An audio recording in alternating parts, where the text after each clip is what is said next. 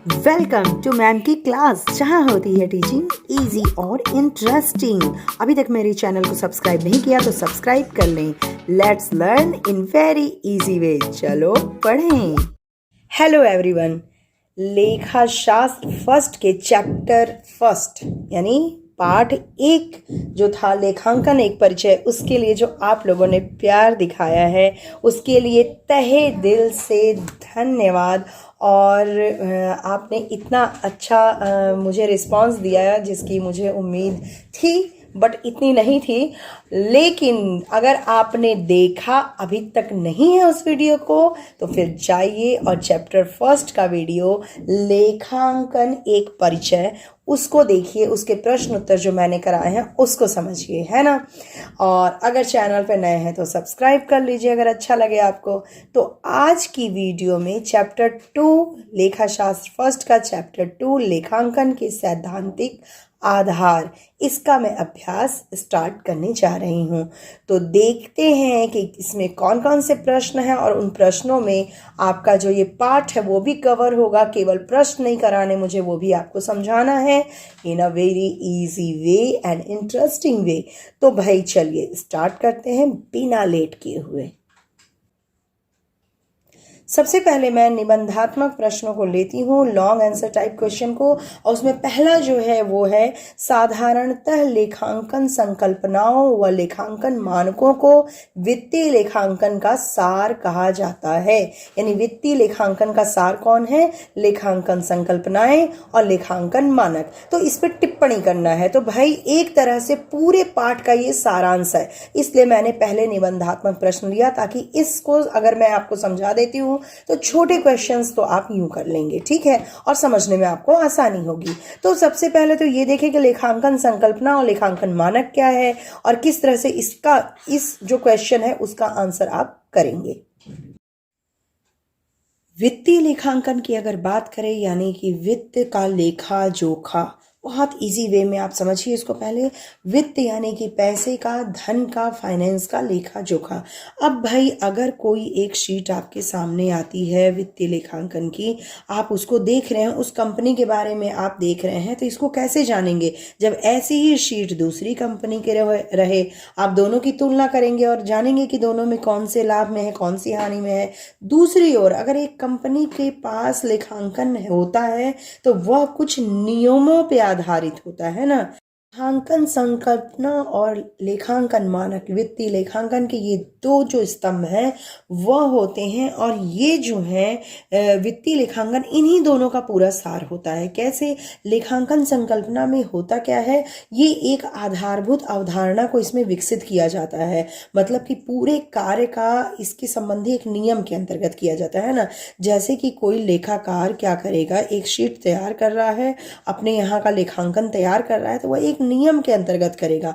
वहां पे कुछ नियम रहेंगे, उसी के अंतर्गत वो सारे लेखांकन को लिखेगा। यानी वित्तीय लेखांकन इन्हीं नियमों के अंतर्गत लिखे जाएंगे। जैसे ये संकल्पनाएं कुछ हैं, जैसे व्यापारिक इकाई, मुद्रा मापन, सतत व्यापार, लेखांकन अवधि, लागत, द्विपक्षीय, यानी कुछ कुछ नियम ऐसे दिए गए हैं। जैसे मान लीजिए उदाहरण के लिए कि भाई दो लेखांकन एक ही अवधि के रहने एक ही इन दो अवधियों के जो लेखांकन है इनमें समरूपता होनी चाहिए। जो मापदंड इसमें लगाया गया है वही मापदंड इसमें लगाया जाए, तभी तो भाई तुलना होगी। जो चीज इसमें लागू की जा रही है वही चीज इसमें लागू करके देखा जाए कि इस वर्ष में लाभ हुआ है हानि, या इस वर्ष में हानि हुआ है लाभ हुआ है, ठीक है। तो इस तरह से और भी कई चीजें हैं कि वस्तुनिष्ठता हो, यानी कि दोनों नियम पे खरे उतरे, रूढ़ि विवेकशीलता हो, यानी कि जो चीजें इसमें प्रूव्ड हो, है ना, प्रूव्ड चीजों के आधार पे ये लेखांकन हो। तो कुछ मतलब नियम कुछ बनाए गए हैं, उस पर उसके आधार पर ही कोई लेखाकार, अकाउंटेंट क्या करता है, लेखांकन, वित्तीय लेखांकन करता है, इन संकल्पनाओं के आधार पर ही। तो ये संकल्पना यहाँ पे आपको करना क्या है, ये अगर बात आप समझ गए तो कहेंगे लेखांकन संकल्पना जो होती है आधारभूत धारणा होती है, यानी फंडामेंटल्स जो भाव होते हैं, फंडामेंटल्स जो इसके नियम होते हैं वो होती है। और इन्हीं नियम के अंतर्गत एक लेखाकार को अपने जो लेखांकन होता है वित्तीय वो करना होता है। और इसमें है व्यापारिक इकाई, मुद्रा मापन, सतत व्यापार, लेखांकन अवधि, लागत, द्विपक्षीयता, आगम मान्यता, आगम व्यय मिलान, पूर्ण प्रस्तुतिकरण, समनुरूपता और रूढ़िवादिता यानी विवेकशीलता, सारता, वस्तुनिष्ठता। ये आपके बुक में दिया हुआ है कि इतनी सारी संकल्पनाएं हैं। तो ये संकल्पनाओं को आप लिखते हुए ये बताएंगे कि वित्तीय लेखांकन में इन्हीं नियमों, इन्हीं संकल्पनाओं के अंतर्गत लेखांकन किया जाता है। लेखांकन ऐसा होना चाहिए कि ये सारी संकल्पनाएं यहाँ पर तुष्ट हों, यानी कि ये सारी संकल्पनाएं यहाँ पे मान्य हो जाए। इन्हीं को आधार रख के संकल्पना की जाती है। तो इस तरह से एक सार तो हमारा लेखांकन संकल्पना का होता है। दूसरा होता है लेखांकन मानक। लेखांकन मानक ये क्या होता है? ICAI जो संस्था है उसके द्वारा जारी आधिकारिक विवरण है, यानी कि ऑथराइज्ड विवरण है, ऑथराइज्ड एक्सप्लेनेशन है। विभिन्न लेखांकन नीतियों में एक रूपता लानी है, इसलिए ये संस्था क्या करती है कि लेखांकन का मानक तय करती है। लेन देन की पहचान जिसमें हो, मापन जिसमें हो सके, और प्रस्तुतिकरण, यानी कि कई लेखांकन, वित्तीय लेखांकन में जो है एक रूपता आए, है ना, मतलब उनको तुलना की जा सके। तो कुछ चीज़ों में यह सही उतर रहा है कि नहीं, इन सारी चीज़ों का ये देखती है इसे, और एक नियमावली प्रस्तुत करती है ICAI कि आपको इन्हीं के अंतर्गत अपने वित्तीय लेखांकन को करना है। तो इनकी चीज़ों को लेकर के प्लस लेखांकन की जो संकल्पनाएं हैं उनको उसको ध्यान में रखते हुए जो लेखांकन किया जाता है वो वित्तीय लेखांकन है। यानी कि वित्तीय लेखांकन संकल्पना और मानकों को वित्तीय लेखांकन का सार कहा जाता है ना, इन्हीं दोनों को वित्तीय लेखांकन का सार कहेंगे। अब देखिए यहाँ जैसे एक तरफ लेखांकन संकल्पना जो है कई टाइप की होती है, जैसे कि व्यावसायिक इकाई, तो इसकी कुछ अलग बातें होंगी। मतलब कि यहाँ पर इस संकल्पना के अनुसार क्या होता है कि अपने व्यवसाय का अपने स्वामी से पृथक व स्वतंत्र अस्तित्व होता है ना। तो यहाँ पर व्यवसाय जो है वो अलग रूप से आपको कहते हैं उसको डिस्क्राइब करना होगा। यहाँ पे कोई व्यक्ति व्यवसाय में पूंजी लगाता है तो लेखांकन अभिलेखों में इसे व्यापार के स्वामी के प्रति देनदारी के रूप में दर्शाया जाता है। यहाँ पर एक अलग इकाई के रूप में व्यापारी होता है। अभी जब इसके छोटे छोटे क्वेश्चन बनेंगे तो मैं इसे और स्पष्ट करूंगी।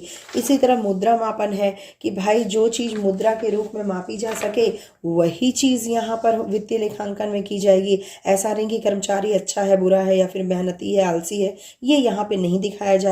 इसी तरह सतत व्यापार की भी कुछ मान्यताएं हैं इसमें, मतलब कि आपका जो भी चीज़ आप खरीदते हैं वो पूरे वर्ष के लिए होती है। तो इस तरह से ये इतनी सारी जो लेखांकन की संकल्पनाएं हैं इन्हीं पे आधारित हमारा वित्तीय लेखांकन होता है।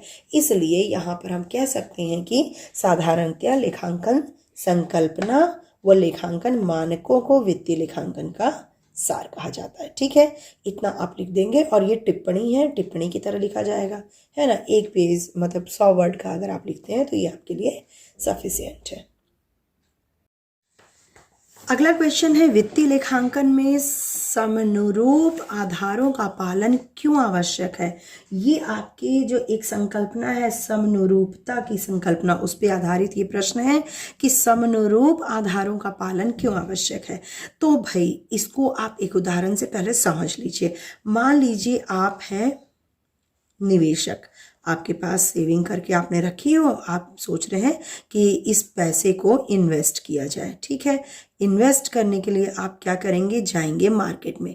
मार्केट में है company 1, company 2, company 3, company 4, company या फिर इसको फर्म भी कह सकते हैं। ठीक है, तो ये एक जैसा सामान बना रही है। आपका मन है कि मैं साबुन की कंपनी में निवेश करूं, तो साबुन की इतनी सारी कंपनियां हैं, इसका ये वित्तीय विवरण देखेंगे, यानी कि पिछले कई सालों में जो लेखांकन यहाँ हुआ है इसको उठाएंगे और देखेंगे और ये तय करेंगे कि किस में पैसा लगाएं तो लाभ हमें ज़्यादा हो। भाई निवेशक के दिमाग में क्या है कि हमें लाभ ज़्यादा मिले, वो अपने पैसे को यहाँ लगाएगा तो वो सोचेगा उसका रिटर्न उन्हें अच्छा मिले। और ये कब संभव है, जब कंपनी अच्छा लाभ कमाए। और कंपनी अच्छा लाभ पिछले कई वर्षों से कमा रही है या नहीं कमा रही है, अगर नहीं कमा रही आने वाले वर्षों में कैसे वो करेगी, यानी उसका रेपुटेशन क्या है। तो ये सारी चीज़ें ये जानना चाहेंगे।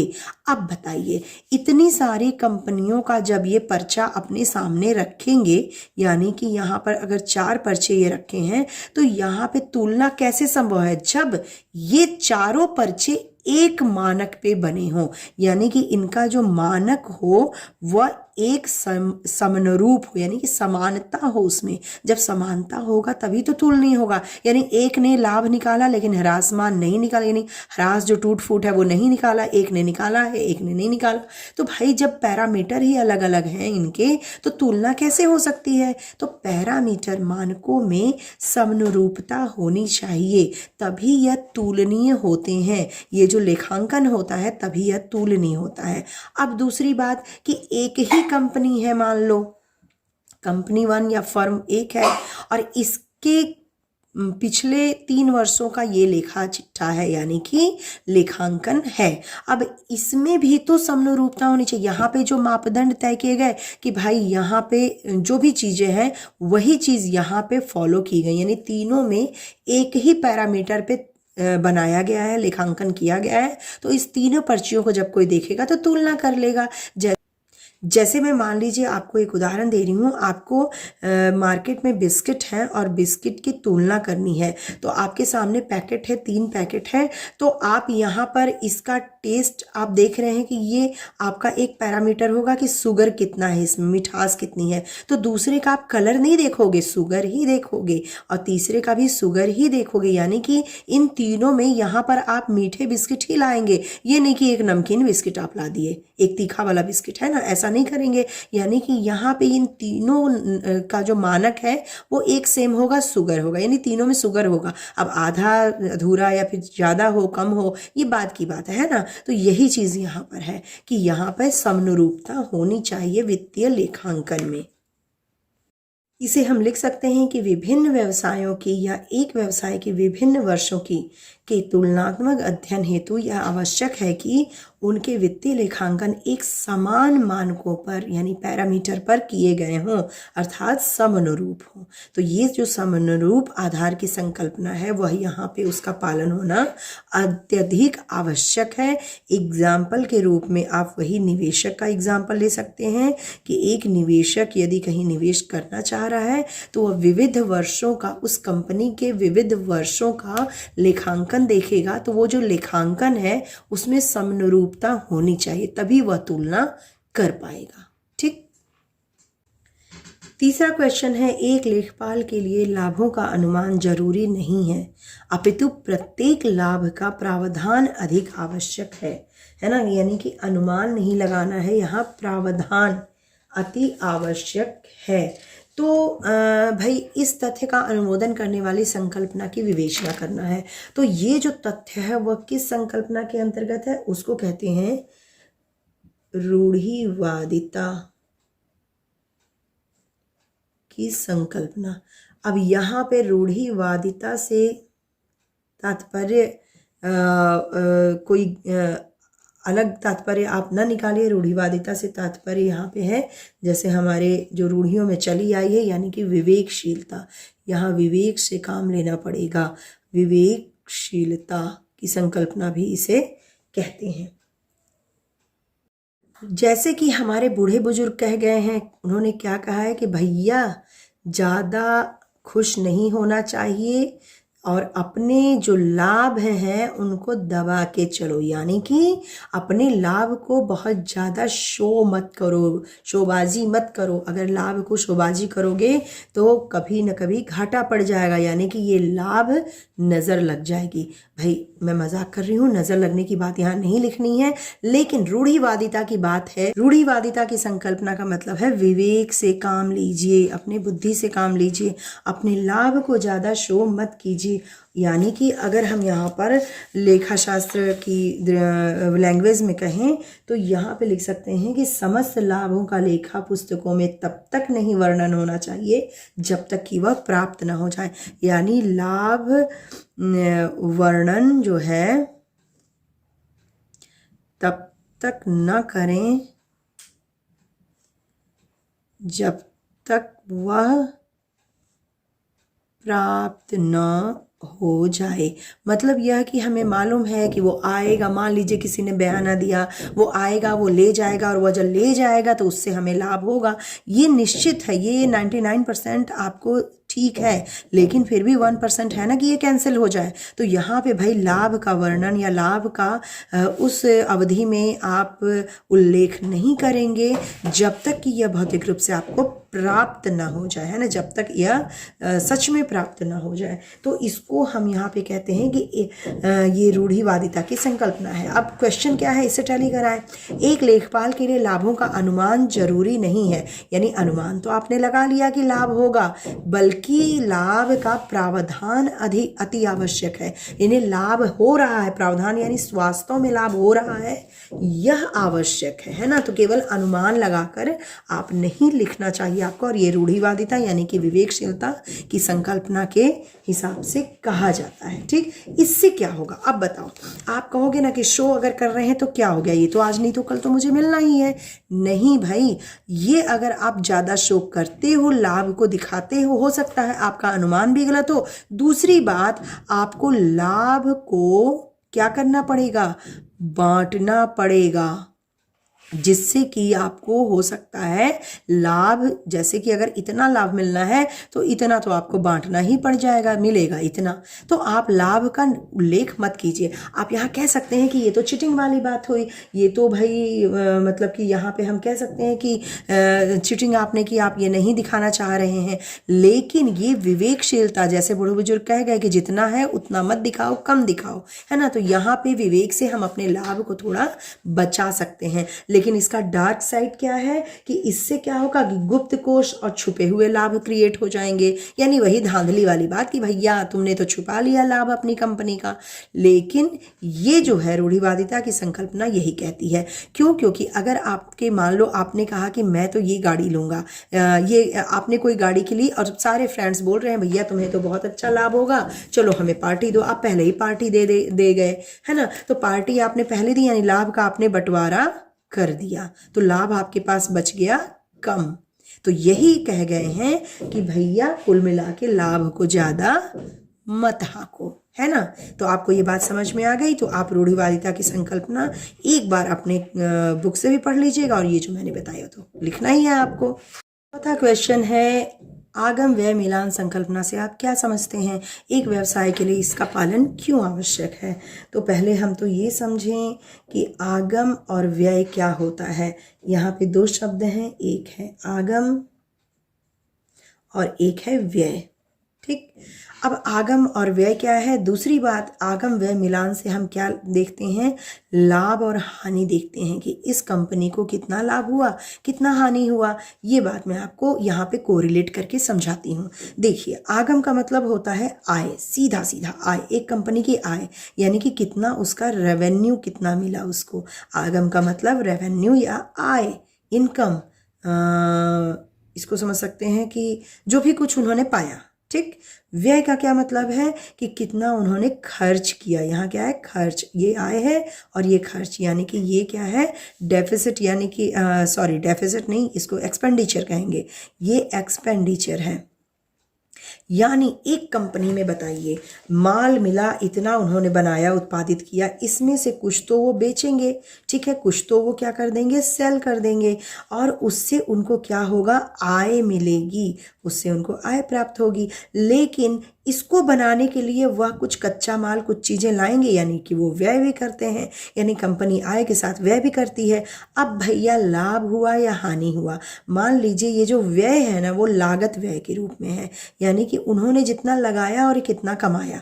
ठीक, तो इसमें यहाँ पे हम क्या करेंगे, यहाँ पे हम आगम माइनस व्यय, उन्होंने व्यय कितना किया, ये हमें बताता है कि लाभ हुआ या हानि हुआ।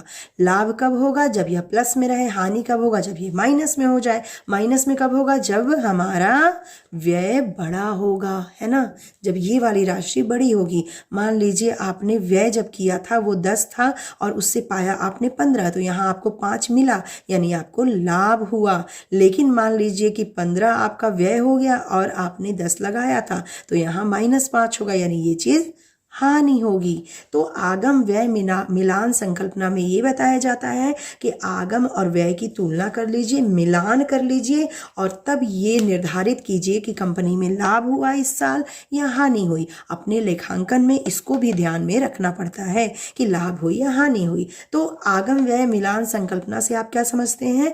इस संकल्पना से हम यह समझते हैं कि इसमें लाभ आय को व्यय से घटाया जाता है और इस एक अवधि में व्ययों को इससे घटाया जाता है और लाभ और हानि की जो है तुलना की जाती है, लाभ हानि को प्रतिपादित किया जाता है, निकाला जाता है। ठीक है, तो यहाँ पे एक चीज़ और है कि आगम किसको मानेंगे, तो यहाँ मैंने बताया आपको। और आगम जब विक्रय हो जाता है तभी से माना जाता है।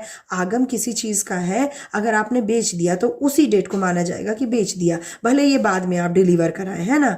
और व्यय, जैसे आप अमेज़ॉन या फिर कोई विंडो शॉपिंग करते हैं तो क्या होता है, आपने आज खरीदा तो आज ही माना जाएगा कि आपने खरीदा, उसको भले ही आपका डिलीवरी बाद में हो। और व्यय यानी कि जब खर्चा का आपने देनदारी दे दी तो फिर व्यय माना जाएगा बाद में, भले ही आपको देना पड़े, है ना। तो ये समय से यहाँ पे नहीं है। एक वर्ष में आगम और व्यय की कितनी देनदारियां या लेनदारियां हुई, इससे होता है। ठीक है, तो आगम व्यय मिलान संकल्पना से आप क्या समझते हैं कि भैया आय और व्यय की तुलना करके इसको मिलान करके लाभ या हानि को बताया जाता है। एक व्यवसाय के लिए इसका पालन क्यों आवश्यक है? क्योंकि व्यवसाय में लाभ हो रहा है या हानि हो रही है, ये देखना बहुत ही आवश्यक है। अगर हानि हो रही है तो नीतियों को बना करके अगले बार में ऐसी हानि ना हो, ये तय करना होता है। ठीक है, तो यहाँ पे आपको ये चीज़ समझ में आ गई कि आगम व्यय मिलान संकल्पना क्यों आवश्यक है। पांचवा प्रश्न है, मुद्रा मापन संकल्पना का क्या अभिप्राय है? वह एक तत्व बताइए जिसके कारण एक वर्ष के मुद्रा मूल्यों की तुलना दूसरे वर्ष के मुद्रा मूल्यों से करने में कठिनाई आ सकती है।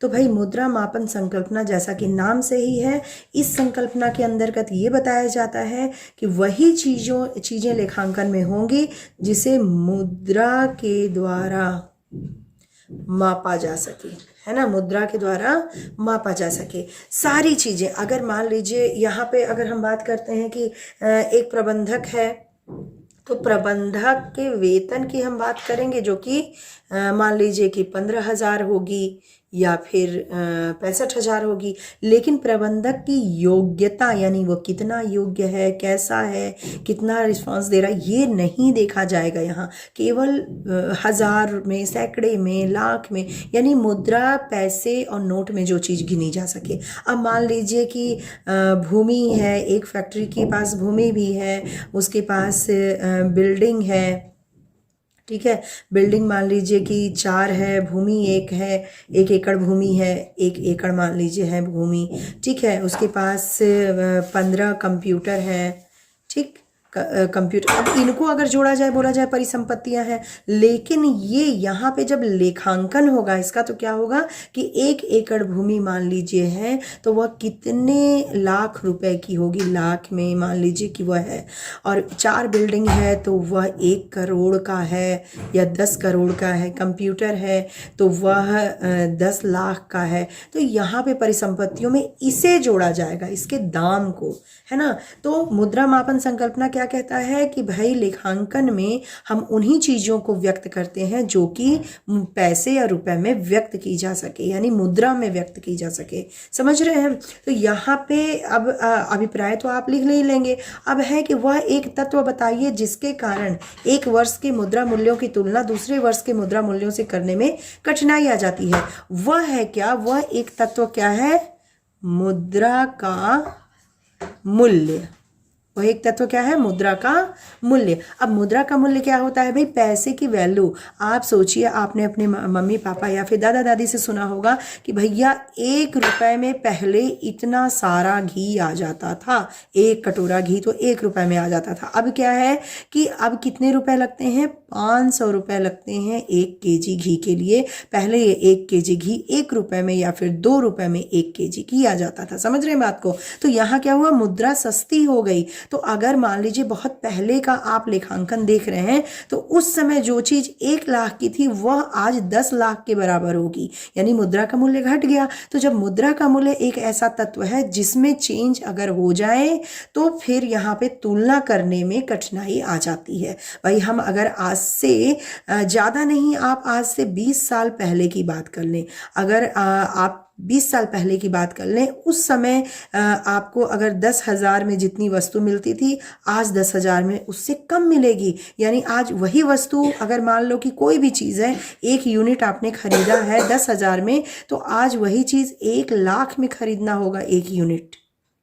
ठीक, तो यहाँ पे आप क्या देख रहे हैं कि इस समय के लेखांकन की तुलना इस समय के लेखांकन से करने में कठिनाई आ जाएगी। क्यों? क्योंकि मुद्रा का जो मूल्य है वह घट जाएगा।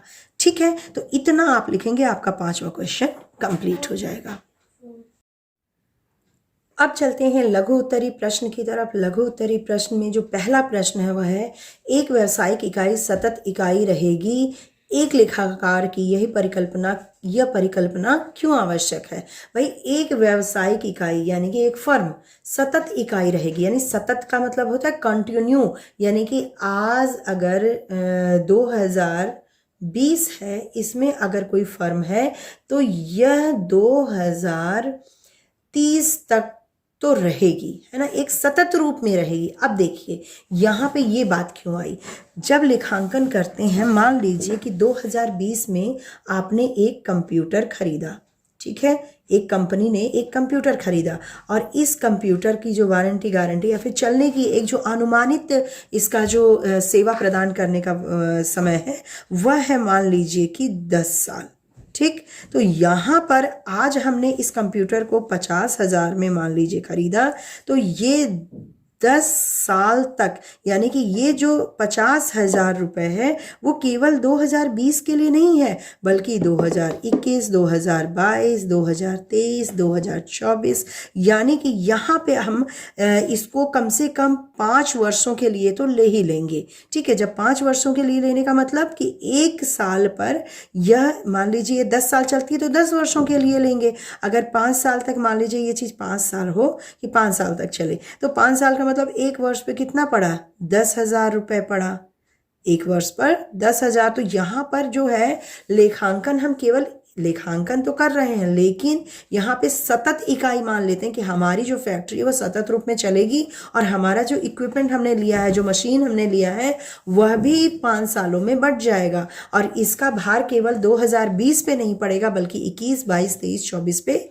बंट जाएगा, क्योंकि आप हर साल तो लेंगे नहीं ना कंप्यूटर, एक कंप्यूटर चलेगा आपका। तो यहाँ पर यह है कि लेखाकार यह परिकल्पना करता है कि एक व्यावसायिक इकाई सतत इकाई रहेगी और यह परिकल्पना इसलिए भी आवश्यक है क्योंकि आप किसी एक वर्ष के लिए कोई चीज लेते हैं तो केवल उसी वर्ष पे भार न रहे इसका, बल्कि उसका उल्लेख आगे के वर्षों में भी रहे। तो यहाँ पे 50,000 बराबर क्या हो जाएगा? 10,000 पर ईयर। 50,000 5 साल के लिए, 10,000 पर ईयर 5 सालों के लिए। ठीक है, तो संपत्ति के कुल मूल्य में से वह मूल्य जो उस वर्ष विशेष की आमद को अर्जित करने में उपयोग लाया गया है उस वर्ष विशेष की आमद से घटाया जाए और परिसंपत्ति के शेष मूल्य को परिसंपत्ति की अनुमानित आयु के अन्य वर्षों पर हस्तांतरित कर दिया जाए। यानी यहाँ पे 2020 में घटे केवल 10,000, 40,000 बचे वो 2021 के लिए हो, फिर 10,000 घट जाए, फिर 30,000 बचे वो 22 के लिए हो, फिर 20,000 बचे, फिर 10,000 बचे 24 में जाके द एंड हो जाए। समझ रहे हैं? तो यहाँ पे ये कब संभव है? जब हम व्यावसायिक इकाई को सतत इकाई मानेंगे। ठीक है, अगला क्वेश्चन है लघु उत्तरी का कि आमद को कब मान्य माना जाएगा। ठीक, आमद यानी कि आगम, इसको हम आमद या आगम कहते हैं, यानी कि आय। अब आय होता क्या है? वस्तु के विक्रय से जो मिलता है, वस्तु को बेचा हमने, एक कंपनी ने अपने वस्तुओं को बेचा, उसके विक्रय से। दूसरा ब्याज के रूप में मिलता है, लाभांश के रूप में मिलता है, रॉयल्टी के रूप में मिलता है ना, अपने शेयर वगैरह को लगाती हैं कंपनियां, उससे मिलता है।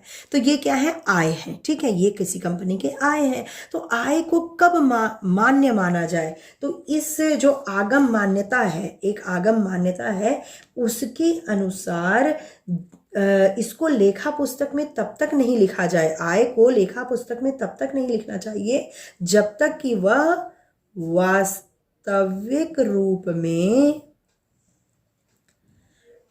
प्राप्त न हो जाए।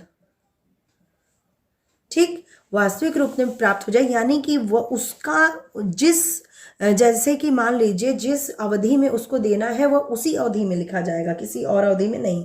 जैसे कि व्यवसाय का विधि सम्मत अधिकार हो जाए, यानी कि यहाँ पे हम एक विधि सम्मत जोड़ सकते हैं, यानी कि ऑथराइज्ड अधिकार, यहाँ पे विधि सम्मत लीगल, यहाँ पे लीगल उस पे अधिकार अगर हो जा रहा है तभी वह यहाँ पर लेखांकित होगा, तभी वह मान्य माना जाएगा। जैसे मान लीजिए कि आपके यहाँ किराएदार हैं, ठीक, आपका घर बड़ा है, आपने किराएदार दे रखा है और किराएदार ने कहा कि भैया इस महीने हमारा थोड़ा सा किल्लत है, हम इस महीने नहीं देंगे।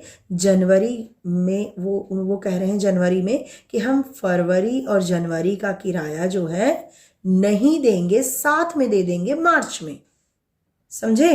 यानी मार्च में वो देते हैं किसका किराया, फरवरी का और जनवरी का। आपने मान लीजिए एक लेखा बनाया है और उसमें जनवरी, फरवरी, मार्च इस तरह से लिखा है आपने, तो मार्च में मान लीजिए कि है वो किराया है 1,000 रुपये, एक कमरा लिया उन्होंने, इसका भी है 1,000 और मार्च का है 1,000 रुपये, यानी कि वो मार्च में देते हैं आपको 3,000 रुपये। तो आप मार्च में 3,000 नहीं लिखेंगे बल्कि जनवरी में आप 1,000 लिख देंगे और फरवरी में 1,000 लिख देंगे, यानी कि आपको कभी भी प्राप्त हुआ हो लेकिन वो है तो जनवरी और फरवरी का, यानी कि इलीगल रूप से वो जनवरी का है और फरवरी का है। ठीक है, तो यहाँ पर ये लिखा जाएगा उसी समय में जब का यह है, यानी जब लीगल तौर पे यह बनता है तब यह मान्य माना जाएगा। ठीक, यानी कि आगम या आय या आमद को कब मान्य माना जाएगा, जब वह विधि सम्मत अधिकार उस पर किसी फर्म का हो जाए। ठीक है, अब है क्या इसके सामान्य नियम के कुछ अपवाद भी हैं? तो हाँ भाई, इस नियम के भी कुछ अपवाद हैं। अपवाद के रूप में हम क्या देखते हैं कि जो किस्तें होती हैं, बहुत सारी चीज़ों की किस्तें तय होती हैं वस्तुओं की, है ना। किस्त अगर हम देख रहे हैं या फिर अनुबंध देख रहे हैं, एग्रीमेंट हमने किया है कि भाई मान लो कि सरकार ने या किसी कंपनी ने एग्रीमेंट किया है कि ये हम 5 सालों में पुल बना करके तैयार कर लेंगे। ठीक है, तो ये 5 सालों में ये जैसे जैसे पुल बनाएंगे और जैसे जैसे खर्चा होगा हम फिर उसको क्या करते हैं, 5 सालों में कहाँ बांटे, तो कई सारे वर्षों में बांटना ही पड़ जाता है। यहाँ जैसे हमने बांटा है तो यहाँ पे इसको क्या करना रहता है, 5 साल के बाद, यहाँ पे कई वर्षों में नहीं बांट सकते, 5 साल के बाद ही इसको हम प्राप्त करेंगे, यहाँ पे कई वर्षों में नहीं बटेगा। और दूसरा किस्तों का क्या मतलब है कि मान लीजिए कि आपने अगर दिया है, किसी को बेचा है कोई चीज़ 50,000 रुपए की और किस्त बन रहा है 10,000 पर महीने करके बन रहा है या फिर पर साल करके बन रहा है, पर ईयर, तो यहाँ पे किस्तों को ही यहाँ पे जब दिया जाता है किस्त तभी माना जाता है। तो किस्त और अनुबंध के संबंध में ये चीज़ें नहीं हो सकती हैं, क्योंकि भाई जैसे जैसे किस्त मिल रहा है तो वो एक बार उन्होंने लिया, यहाँ पे तो हमारा है कि पूरी किस्तें होंगी तभी वो आमद हुआ, लेकिन यहाँ पे किस्तों को फिर लिखना पड़ता है ना। तो ये अपवाद किस्तें और अनुबंध यहाँ हो जाते हैं। तो दूसरे क्वेश्चन लघु उत्तरी में आप इतना लिखेंगे, आपका क्वेश्चन परफेक्टली डन। अगला क्वेश्चन है आधारभूत लेखांकन समीकरण क्या है। आधारभूत लेखांकन समीकरण, देखिए लेखांकन करने के लिए 2 तरह के सिद्धांतों पे काम करना पड़ता है। एक तो है सामान्यतः मान्य लेखांकन सिद्धांत, ये सामान्यतः ही मान्य होते हैं, इनमें कुछ जैसे होता है ना कि किसी संस्था, ऑथराइज संस्था के द्वारा कुछ नियम पर नियम निकाले जाते हैं, वो सब सामान्यतः मान्य लेखांकन सिद्धांत होते हैं और इन्हीं पे आधारित हमें लेखांकन करना होता है। लेकिन लेखांकन का जो दूसरा है वह है आधारभूत लेखांकन संकल्पनाएं, इसको कहते हैं आधारभूत लेखांकन संकल्पनाएं। ठीक, यही है आधारभूत लेखांकन समीकरण। ठीक, आधारभूत लेखांकन समीकरण क्या है? इसका मतलब उस आधारभूत भाव या मूलभूत अवधारणा, यानी फंडामेंटल जो भाव है, फंडामेंटल जो अवधारणाएं हैं, उनसे है जो वित्त लेखांकन के सिद्धांत व अभ्यास में निहित हैं। ठीक है, यहाँ पर क्या होता है, कुछ नियम दिए होते हैं, उन नियम के अंतर्गत ही लेखांकन, इन नियमों के अंतर्गत ही लेखांकन होता है। ठीक है, इन नियमों को माना जाता है और इन नियमों के अंतर्गत ही लेखांकन होता है। यही आधारभूत लेखांकन समीकरण है। अगर आधारभूत लेखांकन समीकरणों को नजरअंदाज कर दिया गया, नहीं माना गया, तो हमारा जो लेखांकन है वो क्या हो जाएगा? इनवैलिड हो जाएगा। वो हमारे किसी, अगर इन आधारभूत लेखांकन समीकरणों को नज़रअंदाज कर दिया जाए तो जो हमारा लेखांकन है वो वैलिड नहीं रहेगा, वो इनवैलिड हो जाएगा या फिर मान्य नहीं हो पाएगा और तुलना योग्य नहीं रह पाएगा। चौथा जो लघु उत्तरी प्रश्न है, आगम मान्यता संकल्पना। यहाँ पर पूरा मैंने नहीं लिखा है, थोड़ा 2-3 लाइन का हो जाएगा, तो इसको आप अपनी बुक में देखिए। आगम मान्यता संकल्पना यह निर्धारित करती है कि किसी लेखा वर्ष के लिए लाभ या हानि की गणना करने के लिए ग्राहकों को उधार बेचे गए माल को विक्रय में सम्मिलित करना चाहिए। निम्न में से कौन सा व्यवहार में यह निश्चित करने के लिए उपयोग किया जाता है कि किसी अवधि में किसी लेन देन को कब सम्मिलित किया जाए?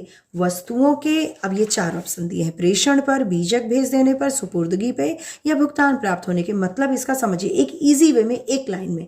इसका मतलब यह है कि जब भी हम किसी चीज़ को बेचते हैं या फिर अगर बेचने का जैसे कि हमने इस साल या आज के दिन ये चीज़ गई हमारे दुकान से, जाने वाली है, तो भाई ये कब हम मान लेंगे, कब उसको लेखांकित करेंगे, किस अवधि में किसी लेन देन को सम्मिलित करेंगे?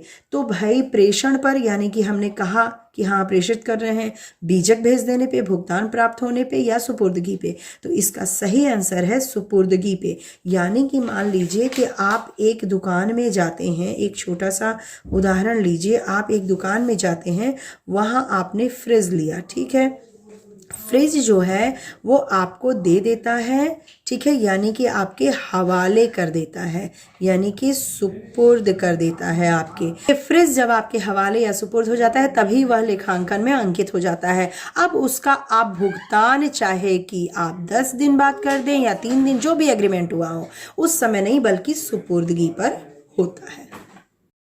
5वां प्रश्न है संकल्पना पहचानिए। यहाँ पे कुछ कंडीशंस दिए हुए हैं और कौन सी संकल्पना है ये हमें देखनी है। ठीक है, तो इसमें पहला जो है वो क्या है, यदि एक फर्म को यह लगता है कि उसके कुछ देनदार भुगतान नहीं कर पाएंगे तो ऐसे में अनुमानित हानियों के लिए यदि वह पहले से ही लेखा पुस्तकों में प्रावधान कर लेती है तो यह संकल्पना का उदाहरण है। किस संकल्पना का? देखिए यहाँ पे क्या होता है, कोई फर्म पहले से अनुमान लगा लेती है, ठीक है, कि इतने लोगों को उधारी दिया गया है और वो भुगतान नहीं कर पाएंगे, यानी कि हानि होगी, और इसमें लेखा पुस्तक में वो पहले से लिख लेती है। तो यहाँ पर वो क्या देखती है, यहाँ पर वह यह देखती है, कोई भी फर्म का लेखाकार यह देखता है कि हमारा जो व्यापार है वो सतत व्यापार है, चलेगा। भाई इस साल हानि, मतलब इस साल हानि है, आगे भी वो नहीं दे रहे हैं तो हानि हो जाएगा, या लाभ है इस साल तो अगले साल हानि हो जाएगी, यानी अगले साल हमारी कंपनी रहेगी, यानी हमारा व्यापार रहेगा, व्यवसाय रहेगा। तो यहाँ पे कौन सा है ये, कौन सी संकल्पना है? तो यहाँ पे हम लिख लेंगे सतत व्यापार। पहले में क्या हो जाएगा, सतत व्यापार संकल्पना का उदाहरण है ये। ठीक, दूसरा है व्यवसाय का अस्तित्व अपने स्वामी से भिन्न है। तथ्य का सर्वश्रेष्ठ उदाहरण कौन सी संकल्पना है?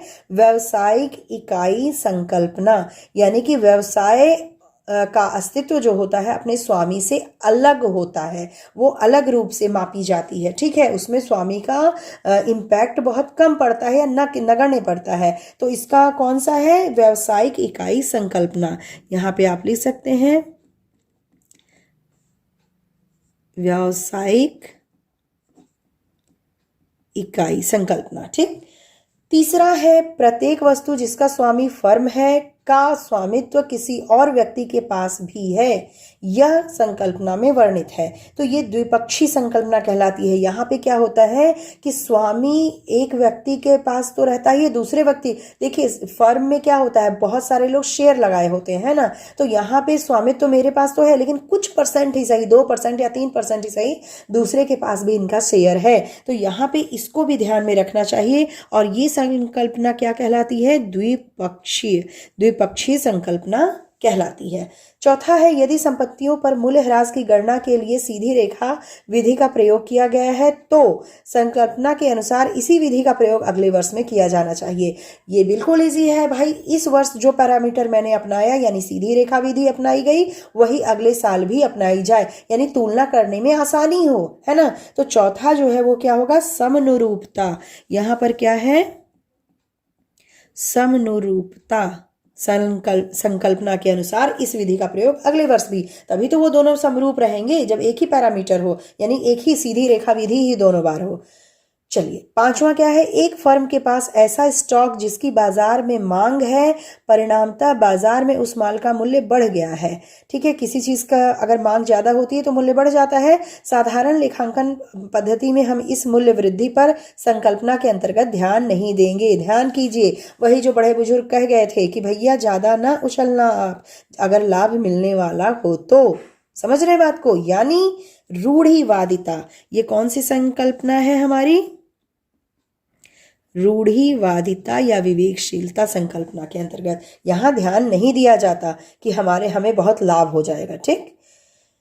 छठा है, यदि किसी फर्म को वस्तुओं के विक्रय का आदेश मिलता है तो संकल्पना के अंतर्गत उसके कुल विक्रय के आंकड़ों में सम्मिलित नहीं किया जाएगा। यहाँ पे क्या है? किसी फर्म को वस्तु के विक्रय का आदेश मिलता है कि भैया इनको बेच दो, तो यहाँ पे कुल विक्रय के आंकड़ों में सम्मिलित नहीं किया जाएगा, अभी केवल आदेश मिला है। तो यहाँ पे क्या होगा? सारता की संकल्पना।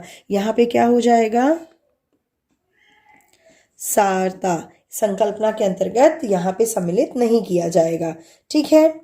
उसके बाद है लास्ट, किसी फर्म का प्रबंधक बहुत अकुशल है, यानी बेकार है, योग्य नहीं है, लेकिन लेखाकार इस महत्वपूर्ण तथ्य को लेखा पुस्तक में संकल्पना के कारण वर्णित नहीं करेगा। भाई लेखाकार क्यों नहीं वर्णित करेगा लेखांकन में? क्योंकि लेखा पुस्तक में केवल मुद्रा यानी पैसे या रुपए के रूप में मापी जाने वाली चीजें होती हैं। तो ये किस संकल्पना के अंतर्गत है? मुद्रा मापन। तो ये कौन सी संकल्पना? मुद्रा मापन संकल्पना के कारण वर्णित नहीं कर सकता है। तो ये इतनी सारी संकल्पनाओं पे आपका जो छोटे 1 नंबर के भी प्रश्न आ सकते हैं इसी तरह से, और इस तरीके से फिल इन द ब्लैंक्स भी आ सकता है। अब जरा स्वयं जांचिए का जो बॉक्स नंबर 1 है इसको देख लेते हैं, समझ लेते हैं। हालांकि इसके उत्तर दिए हुए हैं लेकिन समझ लेते हैं। पहला जो है इनका, किसी इकाई के जीवन काल में जिस मूल्य संकल्पना पर आधारित वित्तीय विवरण बनाए जाते हैं वह है, ऑप्शन दिया है विवेकशीलता, आगम व्यय मिलान, लेखांकन अवधि, कोई नहीं। तो इसमें लेखांकन अवधि होगा। भाई कोई भी अगर लेखांकन करना है, जिस समय में किया जा रहा है, जिस अवधि में किया जा रहा है, उसको लेखांकन अवधि कहेंगे, बाकी सी चीजें तो यहाँ नहीं फॉलो होंगी।